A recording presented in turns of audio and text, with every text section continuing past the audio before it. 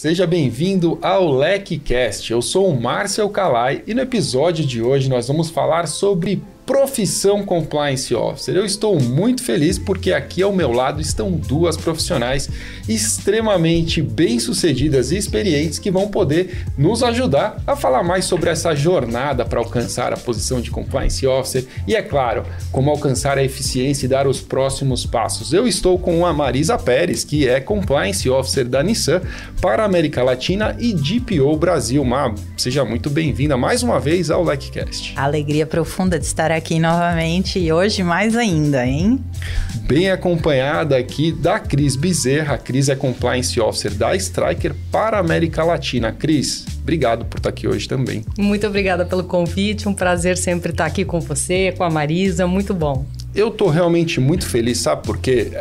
O sonho do LecCast é poder trazer realmente pessoas como vocês. A nossa audiência brilha nessas horas, eu recebo mensagens e é muito legal porque eu tenho uma oportunidade de ouro aqui. De um lado, a gente tem uma audiência repleta de profissionais que gostariam de tê-las como clientes, e de outro, muitos profissionais que gostariam ou pretendem, ou um dia serão, de fato, compliance officers assim como vocês. E aqui eu tenho a oportunidade de fazer engenharia reversa e tentar descobrir por que, em alguns momentos, essa trilha de sucesso aconteceu até aqui. E o que vocês podem dizer, é claro, para essa nossa audiência poder alcançar algo parecido também.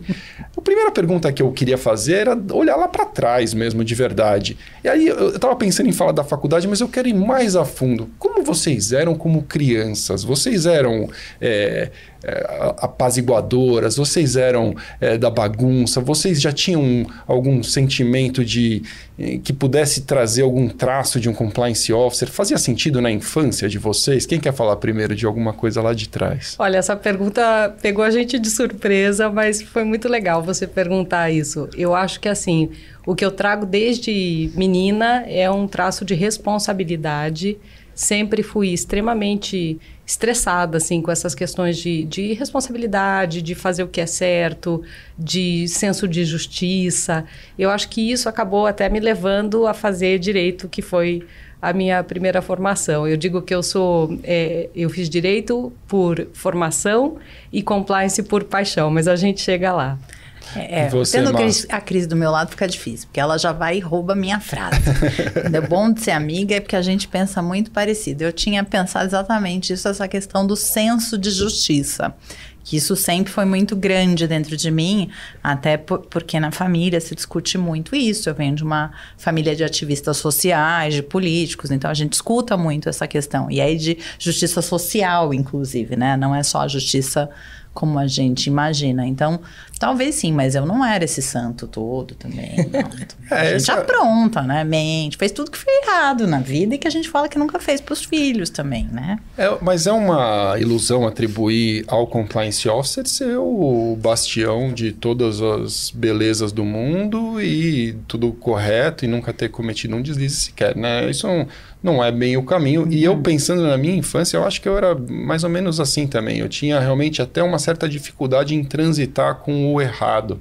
Eu não tinha muita tolerância para algumas coisas e isso até me trouxe problemas, né? Assim, em termos de me afastar de gente, coisas desse tipo, porque é uma coisa do não, isso não é correto, eu não faria dessa forma. E aí é até um desfavor para um compliance officer agir dessa maneira, né? Se eu fosse realmente ocupar uma posição e ser assim, o compliance officer ele precisa saber transitar e lidar com adversidades muitas vezes, né? Não, era interessante, porque até lembrei, a mulher do meu pai sempre fala, quando meu pai eu saía de casa, às vezes meu pai falava, juízo, filha. E aí a mulher do meu pai falava assim, ela tem demais, ela precisa ter menos, para poder virar gente normal, sabe? Muito bom, mas voltando um pouquinho mais próximo da nossa experiência profissional, eu queria falar um pouquinho de faculdade. Ambas fizeram direito, são formados advogados, e eu sei que tiveram também uma carreira desde o início focada em empresas, é isso mesmo? O que vocês podem contar da advocacia empresarial? Foi importante nessa jornada? Como é a transição, esse caminho inicial? Eu bati cabeça há mais tempo antes de entrar na advocacia empresarial, até porque na época que eu me formei, assim, os departamentos jurídicos eles eram muito pequenos nas empresas, a não ser que fosse setor financeiro, empresas né, que já estavam muito mais estruturadas. Então, eu não sabia muito bem o que fazer. Aí eu fui para o escritório, fui tentar ter empresa, fui fazer um monte de coisa até que eu fui para uma empresa, para a área do consultivo. Até porque quando eu era mais nova e fiz faculdade, se bem que não me disseram que não mudou tanto até hoje, infelizmente, a faculdade é focada basicamente no contencioso, a de direito. E o mundo é muito maior do que o fórum, né? E aí a gente descobre que não tem esse perfil. Então, ao entrar no consultivo, eu comecei a ver o quanto eu não gostava de advogado, sabe? O quanto eu acho a gente chato. A gente pode ser, né? Muito chato, é verdade. E como é legal em empresa você interagir com um mundo de pessoas, né? E de backgrounds, e de lugares de partida. Então, isso foi sempre muito engrandecedor para mim. Sabe que é legal você ouvir falar isso, Má? Porque a gente recentemente percebeu um movimento muito interessante entre os nossos alunos de surgimento de estudantes de direito ainda, né? Cursando a faculdade com algumas afirmações recorrentes. Por exemplo, não me identifico com a advocacia. Estou fazendo a faculdade, já passei daquele ponto em que desistir era uma opção, agora falta pouco, vou terminar, mas não quero advogar. Então, compliance se tornou uma alternativa já para os estudantes de direito. Isso eu acho muito, muito bacana. E outras pessoas realmente que já veem assim, no compliance um caminho de inovação. Eu vejo a advocacia antiga saturada, né? O contencioso. Até a própria OAB já fazia isso. Você lembra que, pelo menos na minha época, quando eu fui fazer a prova, na época eu estava no societário, eu não tinha opção de societário em São Paulo. Rio de Janeiro tinha direito comercial. E em São Paulo você era obrigado a fazer civil, contencioso, ou civil, ou trabalhista. Eu fiz penal, né? Então penal. Eu larguei um estágio num grande escritório para ir para um escritório que era metade do tamanho, trabalhar o dobro, ganhar metade também, para aprender contencioso e poder passar na OAB. Nossa. Então eu vivi essa jornada também de obrigação do contencioso. Depois eu acabei pegando um gosto por contencioso, tenho que falar, mas eu peguei gosto pelo contencioso também. Assim como a Marisa, eu comecei em empresa, né? Aliás, comecei, assim como a Marisa, no consultivo, né? Diferentemente da Marisa, sim, logo depois que eu me formei, eu fui trabalhar no então Banco Bamerindos, no Paraná, eu sou paranaense. E lá eu entrei na área de contratos, mas com um olho para o contencioso, porque é exatamente isso, né? Na década de 90, você fazia a faculdade de Direito pensando em ser um advogado criminalista, civilista ou trabalhista. E no meu caso, a minha paixão era trabalhista.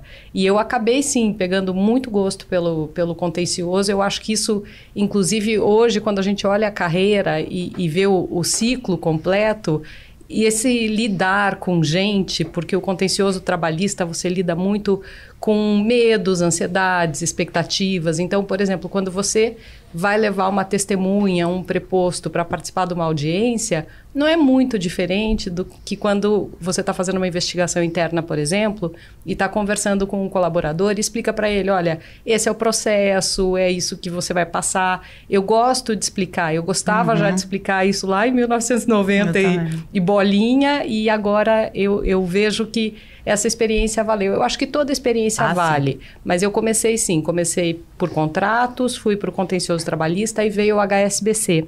E quando o HSBC comprou o Bamerindos, ele veio com o seu programa de compliance. Então, o compliance entrou na minha vida em 97, mais ou menos. Não tinha ainda nem a resolução 2554 do Banco Central, que eu acho que ela é de 97 ou de 98. E de lá para cá, o compliance fez parte da minha vida o tempo todo. Você sabe que você falando isso me lembra muito, porque eu brinco sempre que eu sou o profissional que vai para arrumar a casa. Eu sempre fui esse profissional. E quando eu trabalhava ainda em escritório, também trabalhista, que eu tinha uma área que eu trabalhei, eu lembro de ir em empresa, que era nosso cliente, ensinar para o departamento de RH como eles tinham que montar todo o processo interno para eu poder fazer defesa. E aí é muito relacionado a controles internos, né? Sim. Desde o início. Claro, claro. Sempre foi assim, essa visão de que tinha que estar tudo organizado de uma forma que aí a gente pudesse fazer. Então, depois, para outra empresa, eu trabalhei muito na parte de controles internos, mesmo sendo jurídico, porque não tinham essas áreas, né? Empresas nacionais não tinha muito isso. Eu fico fascinado como é interessante a gente olhar para trás e ligar os pontos ao contrário. Agora é tão legal. Fácil, Adorei né? você falar engenharia reversa. Total. A engenharia reversa de um profissional de compliance. Mas é muito legal, porque você começa a ver como as coisas fazem sentido. Na minha carreira, que não é de um compliance officer, eu sou um cara de experiências muito diversas. Assim, se eu começar a falar tudo que eu já fiz aqui, a gente acaba o LecCast. Realmente já tive muitas profissões. Mas como cada uma delas me ajudou, né? Então, assim... Desde ser vendedor em loja, até ter passado por, sei lá, eu trabalhei na Disney, eu tive a oportunidade de viver em uma outra cultura, me virar em outro idioma. Então, muitas coisas fizeram com que eu fosse me soltando e me tornando o que hoje me considero um comunicador, né? Então... E eu acho que é legal falar isso para esse público que você está dizendo, né? Porque eu, por exemplo, eu fui me encontrar no direito, eu já tinha 36 anos de idade. Eu fui começar a trabalhar com compliance, eu já tinha quase 39. Eu migrei de verdade só para compliance com meus 42, 43. Então, não é tão imediata essa decisão. E eu acho que a grande maioria dessa moçada que sai da faculdade, ela tá nessa ansiedade de que tem... E eu outro dia conversei isso, porque a gente tem a mentoria do Jurídico de Saias, e eu tô com uma mentoranda, e ela tá terminando a faculdade, eu falei isso, gente, tem um caminho enorme, e tudo se conecta depois pro profissional que você vai ser. Sem tudo que dúvida. você fizer, né? Sem dúvida, eu não tenho a menor dúvida, e é isso mesmo, e às vezes coisas que você menos espera, né? Eu fui DJ quando eu era um adolescente, jovem adulto ali, é verdade, mas assim, eu subi num palco hoje, eu estou absolutamente confortável. Sim. Eu não tenho nenhum... As pessoas falam, você não fica nervoso? Não. Mas, você é uma pessoa especial? Não, eu sei exatamente o que eu vou fazer naquele palco. Eu me preparei, eu vou fazer o meu melhor. Se as pessoas vão gostar ou não vão gostar, tá tudo bem, eu não vou agradar todo mundo e eu tô tranquilo com isso. Mas essa é um problema para o compliance officer muitas vezes. A exposição, quando né? entra essa exposição, você ser o alvo, você ser realmente a pessoa que fala de decisões difíceis, você ser a pessoa dos treinamentos, às vezes, para algumas milhares de pessoas na sua frente.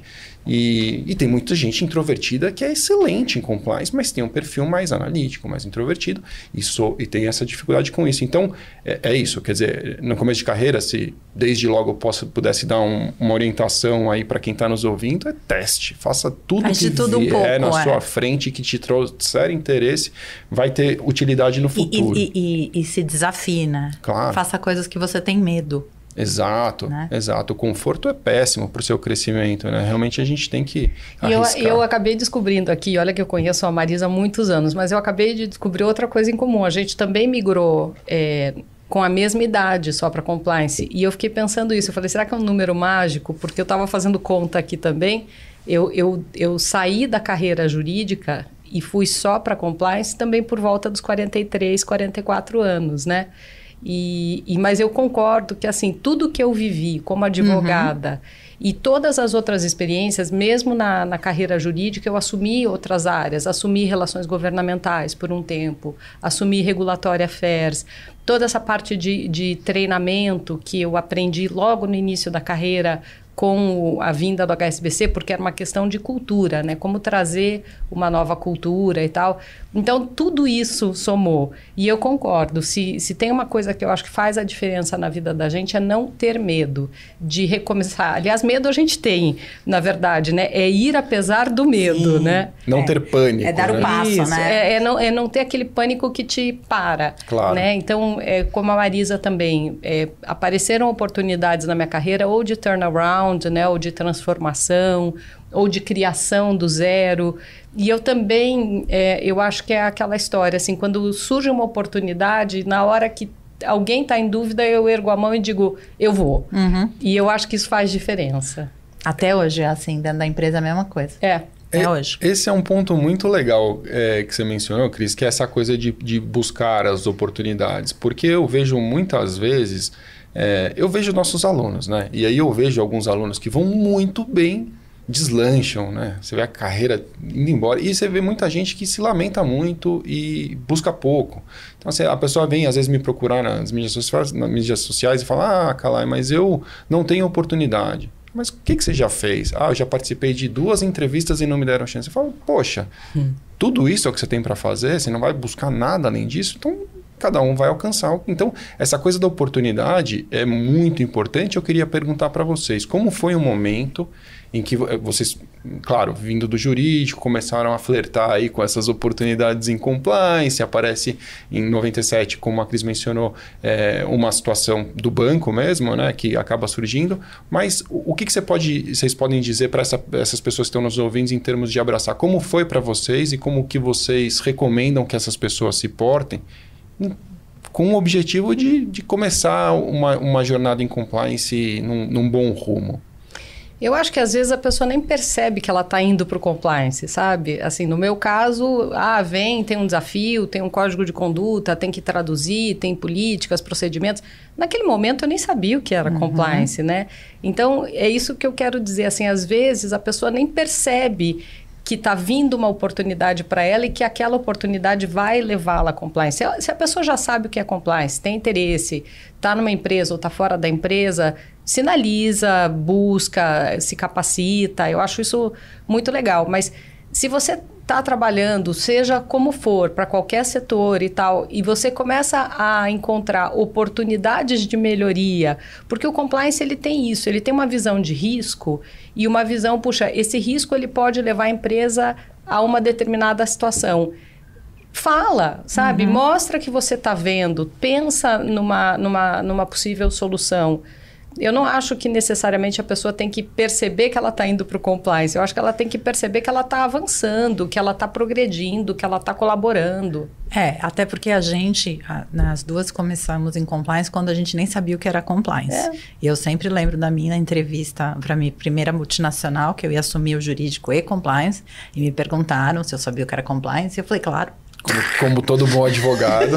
Rapidamente eu falava inglês já, eu falei comply with, né? Cumprir com, claro. Aí eu fui estudar, entendeu? Eu acho que é isso na vida.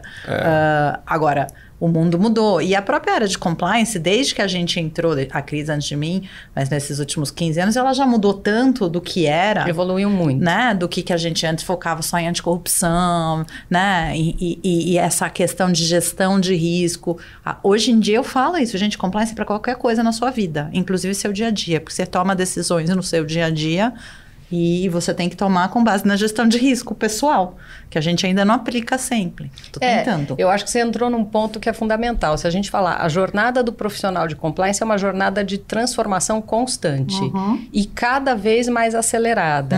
Então, a pessoa que está antenada em tendência, ela está olhando lá para frente, ela está percebendo para onde o mundo está evoluindo, para onde a sociedade está evoluindo, quais são as demandas sociais, muito mais do que as demandas dos reguladores. Eu acho que o que está transformando, de fato, as empresas são as demandas sociais. Com certeza. Né? Então, assim, o Compliance Officer, a Compliance Officer que eu fui em 97 não é a Compliance Officer que eu sou em 2022 e provavelmente 2023, 2024, 2025...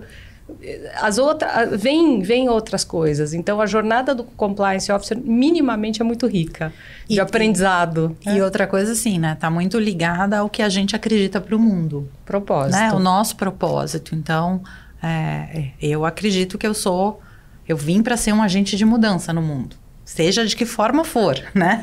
No meu pequeno mundo... Não vim para ocupar espaço só, né? Exatamente. No meu pequeno quarteirão, né? Então, quanto mais eu posso, eu vou. Não dá para eu olhar alguma coisa e não fazer.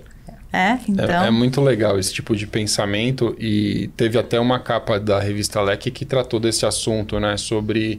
Até onde o Compliance Officer deve se impor uma certa pressão como essa, né? Quer dizer, não é todo mundo que tem essa aptidão. Tem algumas pessoas que querem cuidar de um micro-universo e ponto final e tudo bem. E mais do que isso, né? O que o Alwani, né? Nosso publisher aí da revista, provoca nessa discussão é até que ponto o Compliance Officer deve se incumbir dessa função de mudar o mundo, na medida em que ele não é quem decide, na boa parte das vezes. Ele não é ele sozinho que fala vai ser assim e acabou. E o dono do risco não é o Compliance Officer muitas vezes. Mas o bom Compliance Officer, ele ensina, né?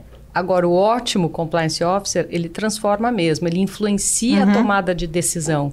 Então, na medida em que ele está tão próximo do business, que ele já se confunde com o business e o business já desenvolveu aquela musculatura que o Compliance Officer tem de avaliar risco, como a gente estava falando, risco reputacional, risco financeiro, risco legal, risco de percepção da sociedade, ambiental, enfim.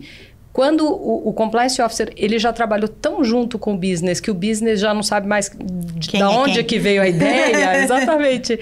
Eu acho que aí você realmente está muito mais próximo de transformar. Também não acho que é aquela coisa do idealismo profundo e tal, né? Eu acho que a gente tem que ser práticos, pragmáticos e tal, mas você transforma, assim, ainda que você transforme...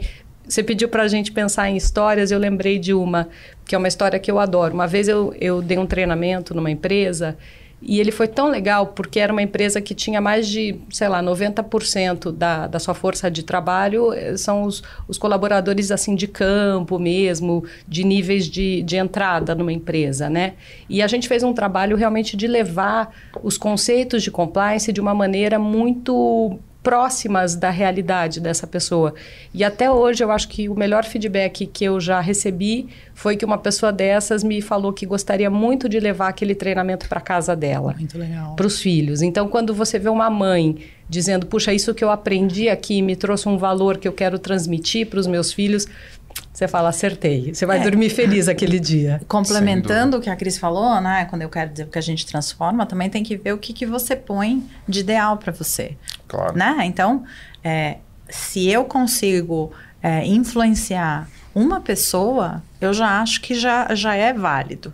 Concordo. Já é uma transformação, porque é um movimento que vai sendo feito, né? Do Círculo do Bem. Também, quando eu virei gerente e assumi compliance numa empresa da América do Sul, né? Que foi quando eu expandi para a América do Sul, foi quando eu fiz o primeiro Ethics Day da empresa. Eu lembro que uma das atividades foi passar uns curtas, vídeos, meios assim, tipo Porta dos Fundos, para as pessoas pensarem sem ficar achando que tudo é chato. E eu lembro que, 2 semanas depois, um dos que assistiu, que participou, teve uma relação com alguém de governo, junto com uma advogada, falou, não tá aparecendo aquela história do vídeo que a gente viu? Ai, que legal. Eu falei, cara, olha só, a semente tá aí. As pessoas começam a questionar aquilo que a gente antes achava ok, normal. E isso é transformar. Né? Eu falei das histórias, a Cris mencionou isso, porque eu tenho a convicção de que muitas vezes aquilo que a gente ensina pode ficar esquecido, mas a história que é contada a gente não esquece jamais. E nesse caso, essa sketch aí do Porta dos Fundos deve ter tido esse efeito, porque aquela narrativa se perpetua ali na cabeça da pessoa. E aí, até você falando, então, e também eu acho as nossas próprias histórias. Então, quando eu falo na empresa, principalmente... explicando, né, o que é o valor do speak up e essas coisas, falo, gente, todo mundo é sujeito a ter questões. Eu já fui uma vez denunciada quando eu era mais nova por assédio moral, por uma forma como eu estava lidando. Então, ninguém está isento em algum momento de passar. Então, quando você fala, hoje eu, compliance officer de uma multinacional, contando que também já passei pela posição que eles estão passando... É para isso que serve, é para a gente melhorar todo mundo, né? Ninguém aqui nasceu pronto. Sem dúvida, sem dúvida. Eu sobre essa coisa da transformação das pessoas e do impacto disso, sabe como eu gosto de encarar? E eu acho que isso alivia um pouco a carga de quem tem uma missão difícil, que é ocupar essa posição de compliance officer e traz um conforto e ao mesmo tempo uma visão otimista, é pensar o seguinte, eu tenho uma missão primária, e eu tenho os efeitos colaterais disso. Minha missão primária é aqui no meu universo, dentro das fronteiras que eu sou verdadeiramente responsável. Mas se eu mudo uma pessoa, eu mudo um universo ao redor dela. É o efeito borboleta. É o princípio do nosso programa social do compliance nele. Se a gente transforma uma vida, a gente transforma a vida daquela família, transforma a vida dos amigos e essas pessoas muitas vezes se tornam agentes de transformação. Então é uma forma confortável, talvez, de encarar essa difícil missão. Cada um leva ao seu limite, né? Ninguém tem que ser obrigado. Então, assim, eu sou uma forma, eu tenho uma atuação de compliance officer que não é igual a da Cris, necessariamente. Olha que a gente é super amiga, a gente tem perfis muito parecidos, que não é igual a de outros profissionais. Claro. Então, não dá pra gente se pautar. Por isso que eu falo mais uma vez, o que importa é o seu propósito, aquilo que para você é importante. Sem dúvida. Então, para mim, é importante ser este agente de mudança e usar as plataformas em que eu estou cada vez mais para isso. E você sabe, Má, que o compliance é tão rico que ele consegue mover pessoas por motivos diferentes e com focos absolutamente diferentes. E eu vejo, de novo, no perfil dos alunos aqui na LEC. Tem gente que quer uma carreira empresarial numa posição de destaque. Ele quer ter ali uma fala ativa, ser um profissional ativo dentro da organização. Tem gente que é um ativista da ética, da integridade. Tem gente que, pensa num negócio, por exemplo, né? Quer proteger um novo negócio, ter uma visão de riscos enfim. Né? Não, e o bom departamento, né? Ele precisa ter essa variedade de profissionais. Porque dentro do meu, por exemplo, eu tenho, 10 pessoas quase no meu departamento aqui da América do Sul. Se todo mundo for igual a mim, a gente não vai produzir. Você concorda? Claro, sem dúvida. Quem vai fazer a planilha lá que depois vai transformar em PowerPoint? Quem vai fazer o follow-up? Né? Enquanto eu estou lá na reunião falando para as pessoas. Exatamente. Tem que ter os diversos perfis para a gente poder fazer o efeito. Senão também não faz. Eu sozinha não faço efeito nenhum. Eu tenho tanta pergunta para vocês aqui que se a gente não voltar para as perguntas, a gente vai bater papo a tarde inteira. Gente, o que eu queria perguntar? A gente mencionou rapidamente aqui sobre idade. E hoje, o que está acontecendo é que as pessoas se interessam mais cedo por compliance. Mas no Compliance on Top, que é um anuário que nós lançamos em parceria com a Victory Partners, eu me lembro aqui de cabeça de um dado bastante interessante, que os heads de compliance têm acima de 42, 43 anos. E isso, no meu modo de ver, na minha leitura, aí tem muito a ver com a história, realmente, que vocês contaram. Pô, o compliance caiu no meu colo. Ninguém sabia como lidar com isso. São aquelas pessoas que são boas em solucionar novos problemas, que foram chamadas naquele momento e aí necessariamente não são as pessoas júniores. Quer dizer, pegaram geralmente um advogado já mais experiente, um profissional, um executivo mais experiente, alguém que já pudesse lidar com aquilo. Isso fez com que hoje a gente tivesse esse cenário que isso, realmente tem profissionais começando com 35, com 40 anos em compliance e trilhando uma carreira de muito sucesso. Mas eu queria perguntar para vocês dessas pontas. Como é o cenário para o jovem hoje em compliance? Como vocês enxergam a entrada do jovem em compliance? Eu acho que tem espaço. As empresas agora elas estão se estruturando, os departamentos estão crescendo um pouco mais. Algumas empresas têm departamentos bem grandes. Então, eu acho que sim, está começando a ter como uma carreira para um advogado, né? Você entra advogado júnior, pleno, sênior. Então, eu acho que o compliance ele tem aberto portas para pessoas que estão iniciando a carreira em compliance, né? Estágios em compliance também começaram a surgir cada vez mais, que não era comum. Né? Eu vejo exatamente como isso. Assim, a tendência é que os departamentos se estruturem como departamentos de qualquer empresa, né? E mesmo as áreas de compliance dentro dos escritórios. E você vai ter níveis. Então, na minha microestrutura que eu tenho na América do Sul, eu tenho estagiária, atualmente, analista júnior, analista sênior, aí a gente começa a abrir ou para especialista ou coordenador, e gerente sênior, diretor, VP, sênior VP, entendeu? Segue a estrutura. E aí segue. Então, é óbvio, na minha visão, que você recém-saído da faculdade ou ainda na faculdade, seja ela qual for, que é muito importante, não é faculdade de direito. Exato. Né? Você, se tem interesse pela área, você vai começar estagiando e entendendo o que é um programa de compliance, quais são os pilares, e aí você vai... eu tento fazer essa migração enorme para que eles tenham cada vez mais conhecimento e possam ir escolhendo quais que eles vão gostar mais, quais que eles vão querer, se vão querer se especializar, até porque eu não acho que em grandes empresas a gente tem muito especialista dentro da empresa, é um lá que o outro, claro. Então você vai ser mais generalista de qualquer forma. Então, e entender que, pelo menos essa é a minha visão, o compliance officer, você vai chegando em níveis mais sêniores, precisa ter experiência, né? E essa é o grande diferencial de uma pessoa nesse nível, porque sem experiência você tende a ter decisões muito superficiais, com base naquilo que você acredita que possa ser, né? Uma vez eu escutei de um juiz de direito, quando eu fui despachar, advogando, ele falou assim, que o juiz ele tinha que viver Tinha que ter uma experiência, tinha que casar, ter filhos, ter problemas, não sei o quê, babá. E se souber um pouquinho de direito, vai ser um bom juiz. Mas o que ele queria dizer é isso, que tem coisas insubstituíveis na função de um magistrado, que é a experiência viva, né? É conhecer de vida. E compliance, da mesma forma, tem esse papel. Eu não consigo imaginar assim, um compliance officer recém-formado. Não consigo. Não faz sentido. Não faz. Né? Mas realmente o que a gente vê é essa mudança. E o que eu gosto de dizer para os jovens interessados em compliance é que existe um profissional muito procurado hoje no mercado, que é um analista júnior de compliance com uma mínima experiência. As pessoas me procuram, mas tem vagas em compliance?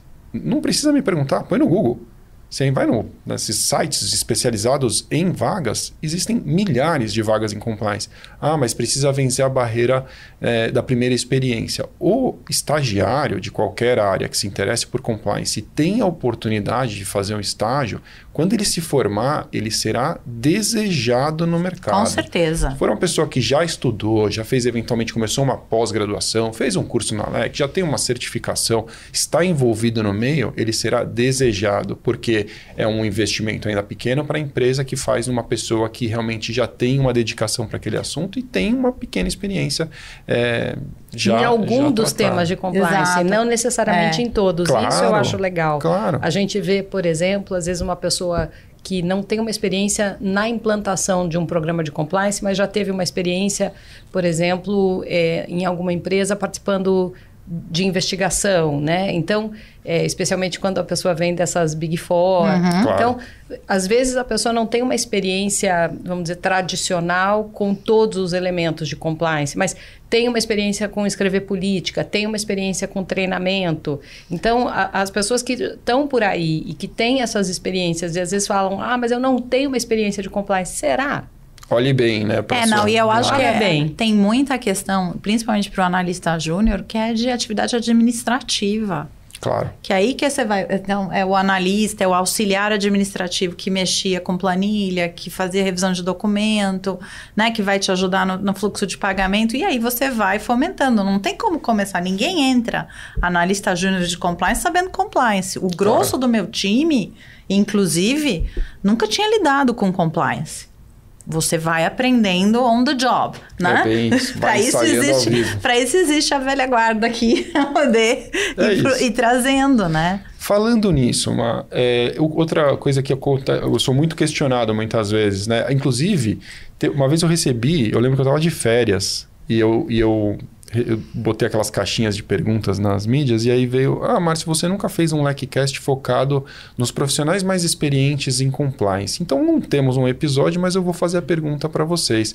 Como o mercado recebe, por exemplo, profissionais que tiveram uma carreira já de sucesso em outro ramo e aí eventualmente se aposentam e decidem ingressar em compliance?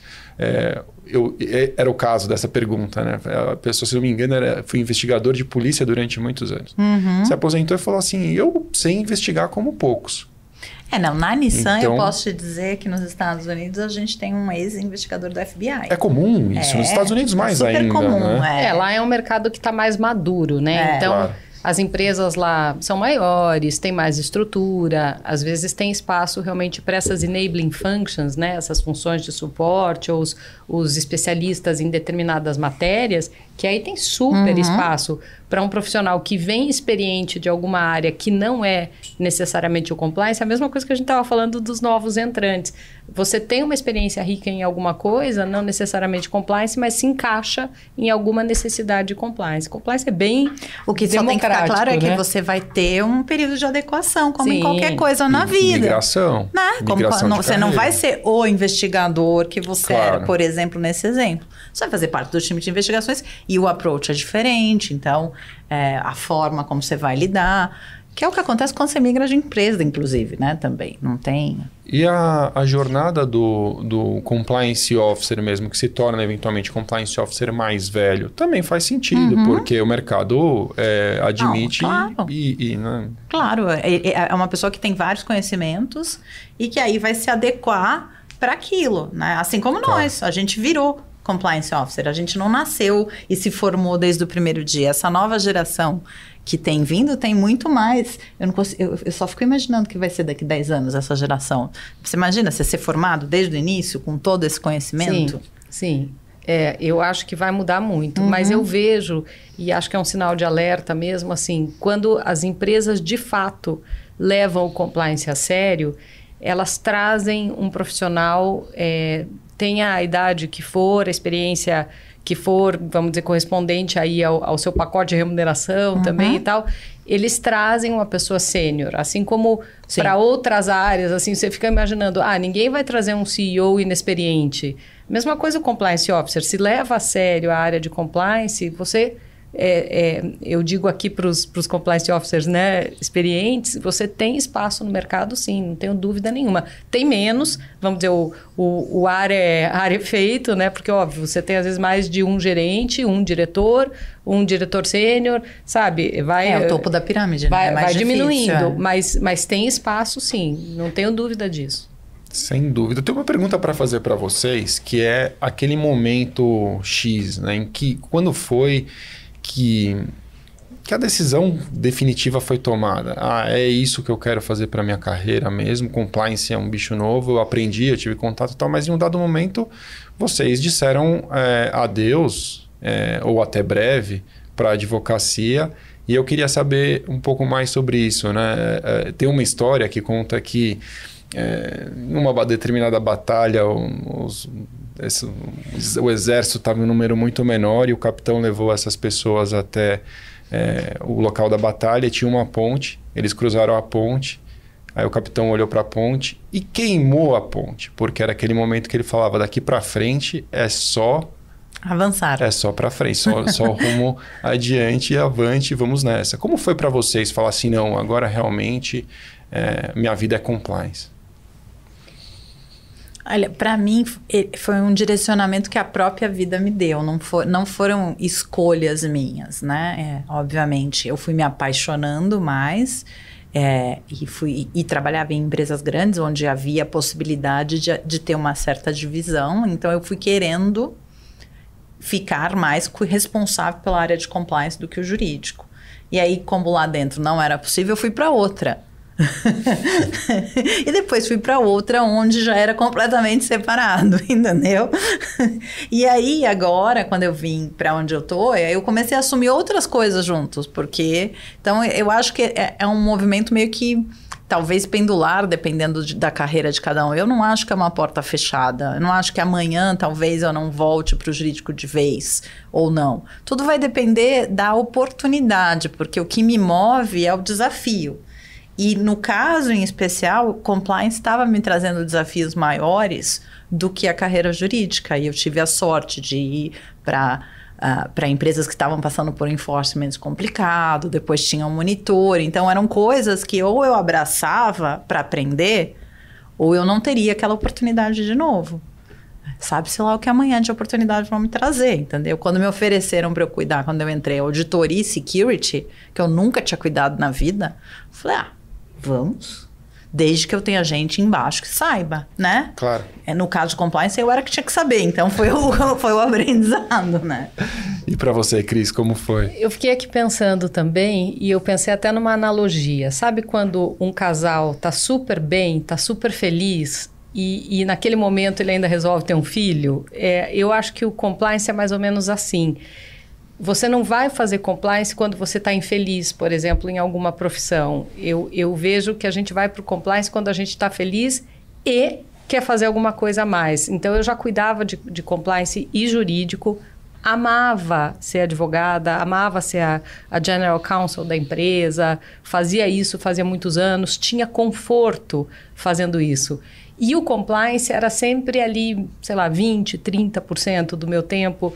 E eu pensei, puxa, eu posso fazer mais. E aí, quando você sente que você quer fazer mais, nesse momento é uma questão, às vezes, de foco, né? É igual você tá bem no casamento, mas você quer ter um filho. Dá um trabalho, vai ter que tirar a tua zona de conforto, você vai ter que reaprender um monte de coisa, mas você sente essa vontade de ir, assim, e foi exatamente isso que aconteceu comigo. Eu senti vontade, aí coincidiu de realmente aparecer uma oportunidade que era para começar basicamente do zero, uma área de compliance, e eu fui sem medo de ser feliz. E também, eu acho que a gente não pode dizer dessa água não beberei, né? Eu acho que o compliance e o jurídico, no nosso caso, né? Eles andam muito próximos. Você tem muitas... quando você se torna um gestor jurídico, você não é muito diferente de um gestor de qualquer outra área. Então, você virar um gestor de compliance, tendo sido um gestor jurídico, não é tão difícil. E voltar para uma gestão jurídica e deixar o compliance, acho que pode acontecer, mas é a mesma coisa do casal que resolveu ter filho, agora não quer mais, né? Acho que não. Mas eu acho também que a gente tem um movimento que pode ir mudando, então você vai abraçando mais coisas, né? Claro. Então, talvez assim, a área de governança vem para a área de... você começa a entender que faz sentido... diversidade, ESG, e aí vai assim... Você vai se apaixonar, você vai querendo outros filhos. Tudo, entendeu? Assim, e aí vai ter momentos... Você não para no primeiro. Vai ter momentos numa empresa em que você vai ter todos os filhos juntos cuidando, e vai ter momentos em empresas em que há uma divisão de tarefas, e você faz parte de um grupo, de uma equipe, entende? Filho cresce, pois vai embora de casa. Aí você adota um cachorro. Ou gato. As coisas vão mudando, né? Eu todos os anos, eu confesso para vocês que todos os anos, quando chega a anuidade da OAB, eu penso se chegou a hora de eu devolver a minha OAB. Porque eu não advogo há muitos anos já, mas na hora de preencher formulários, eu me classifico como advogado. Sim, ainda. eu também. É muito louco eu uso isso, o número do OAB como documento. Acabou, entendeu? É curioso a nossa ligação com a advocacia. Porque é a profissão, né? Na realidade, regulamentada, de formação, né? Lembrando que a gente vive num país de regulamentações e tudo mais. Exato. Você vai dizer para as pessoas, porque eu não sou compliance officer, eu estou. Sim. Agora eu sou advogada. Eu passei no exame da OAB e eu tenho a carteira. Não, eu fui tanto tempo apaixonado entendeu por isso, a diferença? Né? Amanhã eu posso ser diretora de RH, diretora de SG, e eu não vou ser mais compliance officer, né? Claro. Ainda que eu tenha esse background, mas eu vou continuar sendo advogada. É bem isso mesmo. Muito bom, Marisa. Pensando na eficiência do Compliance Officer, né? A gente tem um grupo Compliance Mastermind, vocês fazem parte, algumas pessoas conhecem, outras não, mas é um grupo formado por grandes executivos de compliance, advogados, alguns dos maiores escritórios, enfim, gente em posição de gestão em compliance. E nós escrevemos livros por lá, apontando para a nossa audiência que, quem ainda não conhece, existe um manual de compliance da coleção Compliance Mastermind, que é o volume 1. O volume 2 é o compliance além do manual. Nós chegamos a falar de alguns temas aprofundados e mais inusitados em compliance. E agora, neste exato momento, eu vou soltar um spoiler aqui. Estamos escrevendo o terceiro volume focado no profissional. E eu não vou falar mais do que isso, né? Ele é focado na pessoa, no profissional, vai falar muito sobre desenvolvimento e sobre, claro, eficiência, e esse é o ponto que eu queria tocar com vocês. Pensando nesse universo, eu queria a opinião de vocês sobre o que torna um profissional de compliance, ou melhor, o que torna o compliance officer, não simplesmente o profissional de compliance, verdadeiramente eficiente. Aí a visão de cada um pode variar bastante, Total, né? É o que eu quero, exato. Mas eu e a Cris, a gente já conversou aqui, a gente fez um bate-papo prévio, obviamente. Então eu vou começar e passar a bola aqui para a colega, né? Eu acho que é ser parte do negócio, ser parte integrante do negócio, né? E ser visto como tal, como parceiro de negócio, não como o compliance da companhia.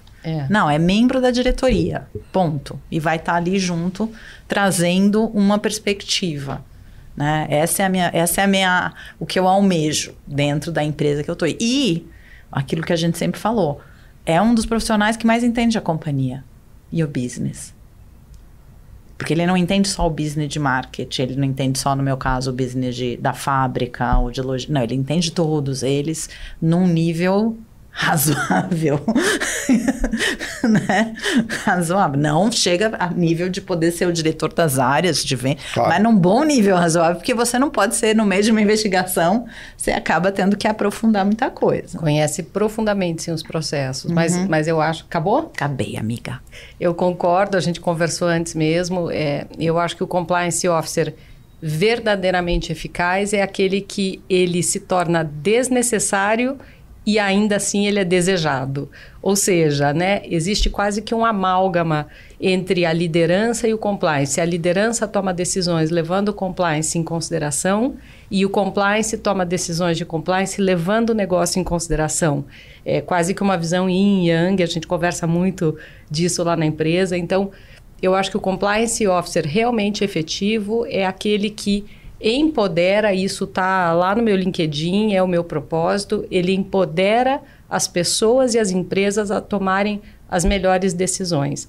Então, eu não tenho dúvida de que quando você está nesse patamar que as pessoas te procuram, mas elas já se sentem empoderadas, você olha para a pessoa, você fala assim, ela só quer um espelho, porque ela já desenvolveu uma segunda opinião, só para ver se o cérebro dela pensou daquela mesma maneira. Né? E assim. Isso é muito legal, quando você sente essa mágica, sabe? Quando você está numa mesa de reuniões e as pessoas estão tomando decisões levando em consideração aspectos éticos, aspectos legais, aspectos reputacionais. Você percebe, puxa, eu plantei uma sementinha aqui, por isso essa história. Sou desnecessário, mas ainda assim sou desejado. Eles querem ter a gente ali junto. Isso é muito legal. Eu acho muito legal essa forma de pensar e eu fico muito feliz de ouvir vocês falarem isso, porque é algo que eu não canso de dizer. Eu falo sempre para os jovens profissionais aí de compliance que conheçam o negócio, se dediquem a verdadeiramente entender como é a operação e a dor das pessoas na ponta, que muitas vezes está distante da área de business ali, e realmente as pessoas se encolhem e tem um cenário, uma visão meio turva de como é realmente. Vive no meio do ar-condicionado. Eu levei meu time inteiro para fazer o tour da fábrica, andar lá as 2 horas e tanto de uma ponta até a outra, com roupa, com máscara, com tudo para entender. Depois vocês vão falar que o trabalho de vocês é difícil, vai lá. Exato, exato. E senta e conversa, né? E de fato se interessa pelas pessoas, porque eu acho que o compliance ele é muito poderoso nesse aspecto de realmente a gente tem que aprender a confiar nas pessoas e tem que aprender a aprender antes de ensinar. Claro. O compliance officer que é não efetivo é aquele que acha que sabe tudo, é aquele que chega muitas vezes impondo uma maneira de pensar, de fazer, sem sentir a dor. Então, sabe, andar na fábrica, mas mais do que isso, senta ali junto, conversa com a pessoa, vai tomar um café, de todos os níveis. O compliance officer efetivo, ele transita muito bem entre vários níveis da companhia. E ele consegue sentar ali, me explica esse teu processo, vamos pensar juntos. Isso eu acho que faz um compliance eu lembro quando eu fiz efetivo. a primeira certificação, uma das professoras lá falou exatamente isso. Compliance officer eficiente é aquele que todo mundo quer chamar para o café, para conversar. E a gente vê o contrário. Corre aí uns boatos de que o compliance officer não vai em happy hour. Mas aí a culpa é do compliance officer. Exato. A culpa é do brincadeira, hein, pessoal? Eu tô brincando. Mas é verdade. Enquanto não te chamam pro happy hour, você não é parte da empresa. Eu não sei se vocês viram, a gente fez uma brincadeira acho que foi no Instagram. Que agora, em função da notícia que o Orkut vai voltar... Pois é, né? Eu ouvi isso. Nós falamos das comunidades. Aí fizemos uma brincadeira dizendo... uma das comunidades era Compliance Officer são legais. Somos mesmo. Mentira que treinamos na hora do almoço e que não vamos aos happy hours. A minha maior discussão atualmente com a área de comunicação, principalmente dos outros países, é assim... porque você sabe, né? Compliance não é sexy. Eu falei, eu vou mostrar pra você que compliance é muito sexy. Entendeu? Mas você sabe que até você me lembrou de uma coisa muito legal. Um amigo meu vizinho, né, de criança, se tornou um profissional de compliance, foi para os Estados Unidos, passou um tempo lá e aí uma vez ele me mandou uma mensagem voltando para o Brasil e ele falou isso, cara, o que vocês fizeram na LEC para transformar o compliance em algo assim, sexy? Porque ele falou, a minha vida aqui é muito mais dura do que isso que vocês falam aí. Quer dizer, o compliance não é tão bonito assim que vocês apresentam na LEC. Mas aqui eu acho que vem a beleza também da gente ser brasileiros, né? Claro. Pau para toda obra, sabe? Eu acho que nas empresas grandes, como eu te falei, tem oportunidades, porque tem realmente essas áreas absolutamente segregadas. No nosso caso, é muito difícil você não ter passado por tudo. Então, isso também, eu acho que é isso que dá esse brilho no olho. A gente, quando fala de compliance, a gente se empolga. Sim. Total. E a gente passa essa empolgação porque as pessoas olham e falam assim, nossa, deve ser muito legal isso que você faz. Exato. E a gente não pode, claro que brincadeiras são brincadeiras e tal, mas eu acho que a gente não pode alimentar essa fantasia de nós e eles. Claro. Nós, os compliance officers e a área de vendas. Não. Ilusão. Nós e o compliance officers e o marketing. Sabe, pelo amor de Deus, nós, a empresa, Exato. estamos Sim, todos juntos nessa. One winning team. Exatamente. E aí é por isso que também, na linha do que a Cris falou, a América do Sul, a América Latina e o Brasil em especial, tem sido um grande celeiro de talentos para multinacionais. A gente está exportando o profissional, porque essa visão tropicalizada, né, é a gente que tem. E aí a gente leva para fora para fazer, deixar de ser a área não sexy da companhia. E o brasileiro, de maneira geral, se comunica bem. Sim. A gente é criativo para se comunicar. Eu acho que isso é um grande diferencial, porque o sucesso de um programa de compliance passa muito, e a gente ainda não tinha falado dessa palavra, mas passa muito pela cultura da empresa. Total. Entender a cultura da empresa, entrar, fazer parte, encontrar os jargões, encontrar aquilo que une e aproxima as pessoas. Então, eu acho que isso o brasileiro faz e faz muito bem. A gente tem que bater no peito e ter muito orgulho mesmo. E mais, né? A gente vive um entorno que não é um entorno, não é para os fracos, né? A gente vive um entorno criativo também. A criatividade do brasileiro vai pro bem e pro mal. Tudo acontece na nossa vida, gente. Não é? E a gente lida, a gente lida, sabe? Somos, eu acho que de maneira geral, como povo mesmo, vencedores. Aí a gente lida com o que vem. Nenhum brasileiro pode ser considerado amador. Pois é. Não pode. Essa frase diz muito sobre o Brasil. A gente está caminhando para o nosso final e eu não quero deixar de perguntar para vocês duas coisas, na verdade. Então, uma pergunta e, é claro, depois vocês têm aquela dica de sempre no LecCast. Não esqueci de avisá-las, mas vocês sabem que vocês podem deixar uma dica ao final e já podem pensar sobre isso. Mas o que eu quero perguntar é sobre futuro, próximos passos, né? Eu sempre acompanhando as jornadas de fora, fico admirado de ver alguns caminhos que esses grandes profissionais seguem, né? E fico muito feliz quando eu vejo isso ao nosso redor. Os profissionais do Mastermind, muitos deles assumem, como vocês falaram, exportando profissionais para assumirem cargos globais. É fantástico isso acontecer. Quais são as carreiras possíveis as carreiras ou os próximos passos, né, para a profissão a partir do momento que se torna compliance officer? Vocês veem com bons olhos, por exemplo, um caminho de conselho para o profissional que, afinal de contas, é um profissional que sabe aconselhar, como a Cris bem colocou, e influenciar boas tomadas de decisão, que sabe gerir risco como poucos outros profissionais, e no conselho o que muitas vezes a gente precisa é realmente de profissionais cautelosos, né? Então, o que vocês veem aí como futuro para os compliance officers brasileiros? Acho que o céu é o limite, né? Eu acho que, assim, em primeiro lugar, a gente tem que estar antenados, né? O que está acontecendo no mundo? Esse olhar sempre para fora, mas também para dentro. Conheça a si mesmo, saiba aquilo que te apaixona, saiba aquilo que você faz de melhor, aquilo que você contribui. Então, assim, eu, por exemplo, adoro a ideia de uma consultoria. Ajudar empresas que, de repente, não tenham um porte para ter um compliance officer mais sênior in-house, eu amo, né? Então, eu acho que é um caminho possível. Eu acho que tem o caminho, sim, do conselho. Eu acho que tem o caminho de ir para fora. Eu acho que tem o caminho que a gente ainda nem imagina que tem. De novo, eu acho que... metaverso, né? Também. Tudo é possível, sabe? Eu acho que desde que a gente continue trabalhando com responsabilidade, com seriedade, eu acho que criatividade, imaginação, o céu é o limite. Eu faço minhas as palavras da minha amiga Cris e o ponto referencial é o que você quer para você. Claro. Né? Então, para onde você quer ir? O céu com certeza é o limite. Conselhos precisam, sim, de profissionais da área, porque a maioria deles normalmente é de formação financeira ou de auditoria, então falta alguma pessoa para pensar um pouco mais fora da caixa também dentro do conselho, mas levando em questão a gestão de risco, né, uma coisa assim. Eu hoje, até pela minha visão de mundo da questão da justiça social, então eu estou indo muito para ONGs, para organizações não governamentais. Então eu fui convidada para ser membro, por exemplo, do Conselho Consultivo do Fundo Brasil de Direitos Humanos. Então tem todo esse outro lado que a gente pode ajudar.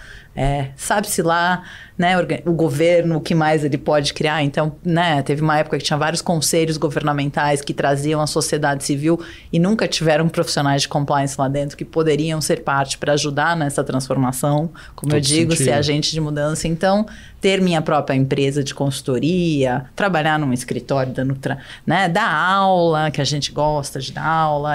Meu sonho de consumo um dia de ser Hebe Camargo e ter meu próprio talk show, onde eu vou trazer as pessoas. O LecCast está à disposição, Márcia. Mas eu tenho que tirar você do lugar. Não, você está muito bem. A gente faz Tá muito bem aí, amiga. Não, eu tenho que fazer eu gosto de fazer assim. Então, tem um mundo de coisas para fazer. Eu acho que, como disse a Cris, a gente está só começando, né? Só começando e cheias de energia. Ainda, muito mais. Gente, que episódio especial. Obrigado de coração mesmo por terem passado aqui esse tempo comigo e com a nossa audiência. E quero deixar aí o espaço para vocês darem uma recomendação final. E eu geralmente deixo aberto, mas eu acho que esse é um episódio que merece a gente olhar de forma mais estrita aí pro nosso profissional que quer ser um compliance officer. A sua dica que vocês deixam, livro, recomendação, enfim, o que vocês gostariam de deixar a Cris como uma mensagem? Livro, não precisa ser livro necessariamente, mas eu li uma dica final. Eu li 2 atualmente, até porque eu sou parte de um clube do livro da Norma e a Normalize-se, e eu ando atrasada no clube do livro, mas teve um do mês retrasado e um que eu tive que ler agora para a empresa, que são 2 que eu vou falar que eu acho que vale a pena, né, que tem a ver com a área profissional. Então, um é a história da Netflix, A Regra é Não Ter Regras. É muito legal. E para profissionais de compliance que pensam tanto em regra, a gente, né, é exatamente aquele alto nível de cultura corporativa que você não precisa ter, porque as pessoas pensam no melhor da companhia. Então, é bem legal. E o outro é o time disfuncional, chama, acho que preciso lembrar o nome direito depois, mas é exatamente as 5 características de um time disfuncional que a gente precisa quebrar para poder ter um time de alta performance. Vou achar o nome do livro, depois a gente põe no episódio. Muito bom. E você, Cris? Eu gostei muito de... Bom, eu vou falar de 3, então. Viu? Ela é a coisa. É que eu adoro ler, gente. Mas eu gostei muito de um livro chamado Think Again, do Adam Grant.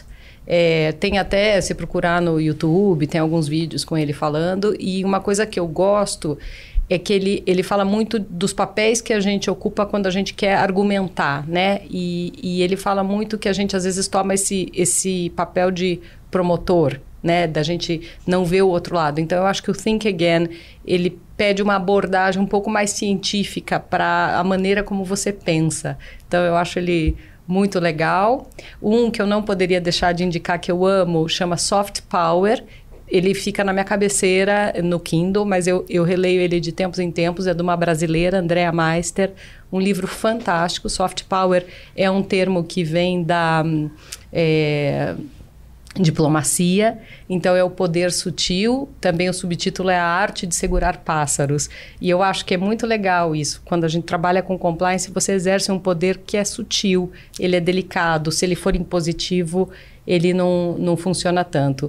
E o último, nessa parte aí de comunicação que a gente ama, é um livro chamado Slideology, que ensina você a fazer apresentações que sejam bacanas, que engajem. Às vezes a gente tem que se segurar naquela vontade de fazer um slide cheio de texto, e na verdade você falou isso muito bem. A mensagem que fica é aquela mensagem da tua paixão, é a mensagem corporal, é o tom da voz, é o brilho no olho, e obviamente uma apresentação bem feita, contada, uma história que faça sentido para as pessoas. Então são as 3 recomendações. Olha lá, eu fui atrás do livro, né? Porque nada como o Google na vida da gente, fazendo aqui propaganda de uma empresa que não é a minha. Mas o livro é do Leoncini, em português é Os 5 Desafios das Equipes. Em inglês o livro é menor, o nome é melhor. The 5 Dysfunctions of a Team. É muito legal para você pensar o que você tem que ter numa equipe para ter alta performance. Olha, só as dicas aqui finais já valeram um MBA. Isso daqui tem muito valor. Gente, obrigado de coração por estarem aqui hoje. Má, foi um prazer. Diversão total. Vamos fazer a parte 2, parte 3, parte 4, parte 5. Por mim sempre também. Cris, obrigado. Muito obrigada, Márcio. Sempre um prazer estar aqui com vocês. E obrigado a você que nos ouviu até aqui também. Deixe seu like, faça parte aí da nossa comunidade. Siga a LEC nas mídias sociais. Se você estiver aqui no YouTube também, não se esqueça de assinar o nosso canal e assim você será notificado. Aliás, se você ativar as notificações, é claro, você será notificado quando os novos episódios estiverem no ar. Se você quiser saber mais sobre compliance, lec.com.br. Valeu!